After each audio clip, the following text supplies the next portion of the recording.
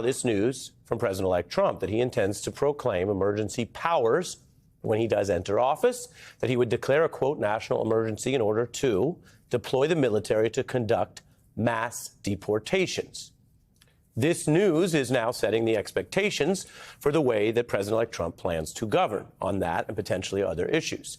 I will say it to you as straightforward as possible. It is a much more assertive approach than his first term, which was often controversial on many matters, I'm sure you remember. But this is also exactly the kind of plan that Donald Trump campaigned on. So he's drawing headlines today about both the method, emergency powers, military action, and the policy itself, these type of deportations. And it builds on Donald Trump's often stated view that undocumented immigrants must be forcibly removed, that harsher policies would dissuade the long-term and ongoing flow of migrants into the nation. So part of this story tonight, which matters, and if you're keeping track of the news right now, what you're learning tonight is very relevant to what's going to be happening in the months ahead. So it matters now and for the future. But part of the story is policy. How should this incoming president make policy based on the vows he's made, the campaign pledges he's made on immigration? The other part of it is about law. How can a president, any president, wield emergency powers? And for how long? And what are the limits? And who decides? And all of that collides with what may be Donald Trump's most controversial and currently embattled cabinet pick thus far, Matt Gaetz, tapped for Attorney General. Now, he faces criticism from both parties. I've told you before, as we cover this transitional new era, many of these things are not blue and red. A lot of Republicans are against Matt Gaetz and have even been vocal, in theory. We'll see how they vote. But it is Trump's pick of Gaetz, precisely because Matt Gaetz, former Congressman Gaetz, has voiced absolute loyalty to Donald Trump's personal and political goals. And right there, that's a difference as you look at mass deportation and these claims of military emergency powers.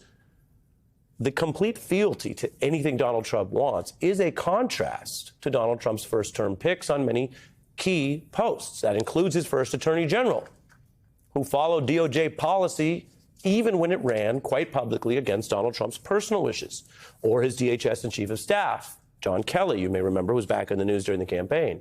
He was a major ideological conservative, and he was very, quote, tough or harsh on immigration, by the way, but he reportedly, repeatedly stood up to President Trump's demands when he thought they crossed legal lines. Trump's new proposed cabinet picks break with any such precedent.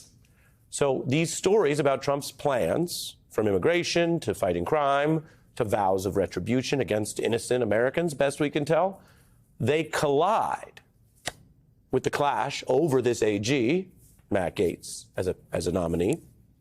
And it shows why even Republicans are saying tonight they need a lot more information about Gaetz's ethics record before they even consider confirming him to exactly the powerful post that would deal with everything I just mentioned and a heck of a lot more. So this is a position where now some of these Republican senators who publicly say they really are down with everything Trump wants, except confirming Gaetz, and they're at odds with the Republican Speaker, Mike Johnson. Should the House Ethics Committee release that report, Senator? Absolutely, and I believe the Senate should have access to that. Now, should it be released to the public or not? That's I guess that will be part of the negotiations. And my understanding is that the report is not finished. It's in a rough draft form, was not yet ready to be released. And since Matt Gaetz left the Congress, I don't think it's appropriate to do so. It is remarkable when you think that this was an ethics report prepared by the House under Republican control. It is their work. And yet now, because Trump has decided to elevate this person, they're saying they don't want their work even used in a confidential manner by their Republican colleagues in the Senate. And again, I will, at the risk of repeating myself, tell you, if you want an effective attorney general, you want to do this vetting up front so that they can be effective and competent in that job, completely separate to other ideological considerations. I will tell you, former Congressman Gaetz has denied all wrongdoing, and the DOJ did not charge him after an investigation into at least some overlapping or related conduct. The Ethics Committee is also going to meet Wednesday about all this. Now, another Trump veteran from the first term is weighing in on this, Chief of Staff from first term, Reince Priebus. And he is actually dismissing a theory you might have heard about, the recent speculation that maybe Donald Trump only picked Gates as a kind of heat-seeking distraction, knowing he probably wouldn't make it into the DOJ, and that he would both distract, waste time and energy, and then make his other nominees look more reasonable. This is a kind of a imagining of three-dimensional chess, where if you had these remember the Russian dolls? And the big one was Gates, and everyone was like, whoa. And then RFK Jr. was inside, but you don't even get to that doll because you're so busy with Gates. That's the kind of thinking we've heard as a kind of a spin. Well, here's Reince Priebus saying, even if Republicans, some of them are shocked, even if some of them oppose Matt Gaetz, Donald Trump really wants him in the job. He made it very clear to me that the Matt Gaetz pick is not three-dimensional chess to help another nominee get through, that this was what he wanted to have happen. He feels like he's gone to hell and back 10 times. So this is also a big middle finger to the DOJ and the FBI. Okay. That's a Trump vet who had the #1 job in the White House. And note that the explanation there is coming from Donald Trump's corner, and it is not very legitimate. The defense is not claiming this is a great pick for the nation or claiming that Gaetz has some other qualifications which are somehow being undercounted by the process, by those Republican senators I mentioned. No, the Trump vet is admitting Trump sees this in personal terms. He wants to say, quote, F you to the DOJ, end quote. That's according to Trump veteran Priebus. That is the motivation. Meanwhile, DOJ vets in both parties are strenuously objecting because they say Gaetz has no prosecutor experience or the kind of management experience that would be necessary to run a law enforcement agency this large on day one. Now, MAGA allies have some other arguments, and I want to make sure you're familiar with them. If you've ever watched this show, you know that even when the times are intense or the stories are controversial, we will try to bring you all the evidence. They are arguing that the DOJ has previously been run by candidates with a range of backgrounds. And if you go back far enough, they say that includes political people. If you go back to, say, the Nixon administration, which isn't the greatest precedent, it is true that some of Nixon's political aides did at one point serve as attorney general. They also say if you look to people who are simply loyal to the sitting president, if you go back even farther to Robert F. Kennedy, which was, again, before the later reforms were put in precisely to add independence that they didn't have in the Hoover era and they didn't have at DOJ. But they say if you go all the way back to RFK Sr., you do have the example of someone running DOJ who was quite personally close to the president. It was his brother.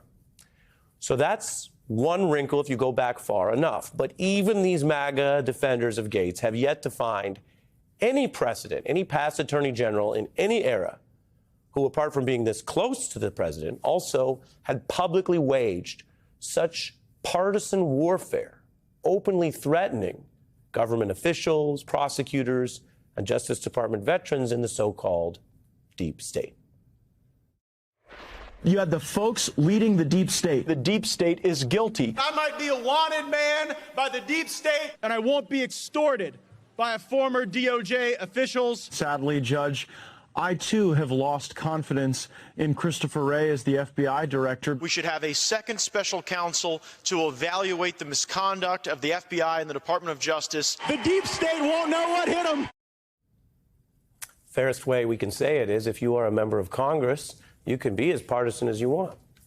If you are a citizen or a person inside the United States, you have your free speech powers. You can rage against the deep state and other things as much as you want. You have that right. But the people coming into these positions, DOJ first among them, they swear an oath to a constitution, not to any person. And while I gave you the benefit of the doubt on some of the arguments they've made, if you go back far enough to find some less experienced, personally loyal attorneys general, you really can't find anyone who's ever talked like that. And then the question becomes, does he mean it? We are joined by a veteran of the Justice Department. David Kelly was the U.S. Attorney for the famed Southern District of New York.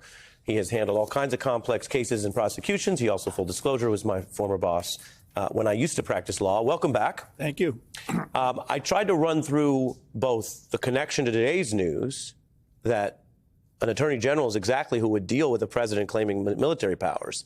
And so, one, how does that fit into the role you'd want, regardless of party? And two, even if you fairly mention the long history at the DOJ, have you seen anyone do the job who comes into it the way Gates would?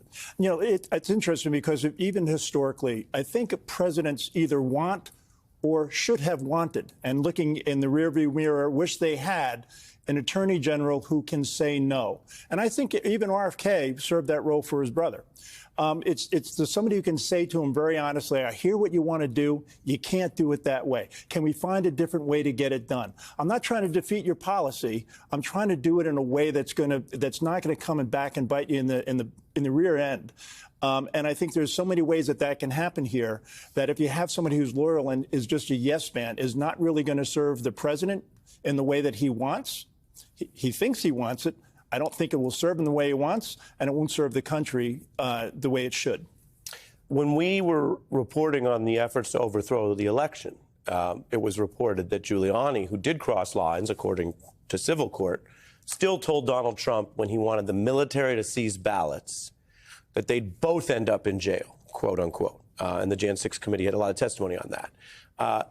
You don't get the feeling that Gates, even to protect the president, to say nothing of the rest of the government, would be able to have that conversation. No, it doesn't sound that way. It sounds, look, I get the point that the president-elect wants to be a disruptor, and he wants to put people who can do the disruption. And I think that if I was to advise him, I would say you want somebody who can disrupt, but do it in a way that's in accordance with the Constitution. It may be something completely separate and apart from what has been normal protocol for the Justice Department.